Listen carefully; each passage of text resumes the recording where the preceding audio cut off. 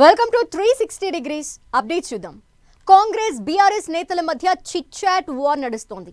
CM Revanth Reddy చేసిన chit chat కి మాజీ మంత్రులు కేటీఆర్, హరీష్ రావు కౌంటర్ ఇచ్చారు. సీఎం రేవంత్ రెడ్డి వెంటనే క్షమాపణలు చెప్పాలని డిమాండ్ చేశారు. కేటీఆర్ చుట్టూ ఉండేవాళ్లు డ్రగ్స్ తీసుకుంటారని, వారి మాటల్ని పట్టించుకోవాల్సిన అవసరం లేదంటూ రేవంత్ రెడ్డి చిట్ చాట్ లో పేర్కొన్నారు. డ్రగ్స్ టెస్ట్ కి రమ్మంటే పారిపోయింది ఎవరంటూ ప్రశ్నించారు. ప్రతిపక్ష నేత కేసీఆర్ చర్చకు వస్తే తాను సిద్ధమేనన్నారు. అర్ధరాత్రి సమయంలో 3 సార్లు కేటీఆర్, లోకేష్ ఎందుకు కలిశారని సీఎం రేవంత్ రెడ్డి ప్రశ్నించారు. సీఎం రేవంత్ కి కేటీఆర్ కౌంటర్ ఇచ్చారు.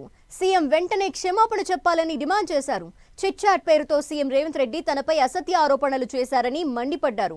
తనపై ఏదైనా డ్రగ్స్ కేసు నమోదైందా అంటూ ప్రశ్నించారు. డ్రగ్స్ కేసులో ఎలాంటి సంబంధం ఉన్నా ఆధారాలు వెంటనే బయట పెట్టాలని కేటీఆర్ సవాల్ చేశారు.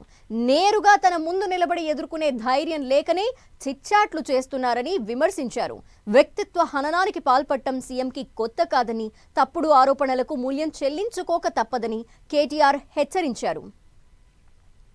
అటు హరీష్ రావు కూడా రేవంత్ రెడ్డి చిట్ చాట్ పై స్పందించారు. రేవంత్ రెడ్డి వ్యాఖ్యలతో ఢిల్లీలో మరింత కాలుష్యం పెరిగిపోయిందన్నారు.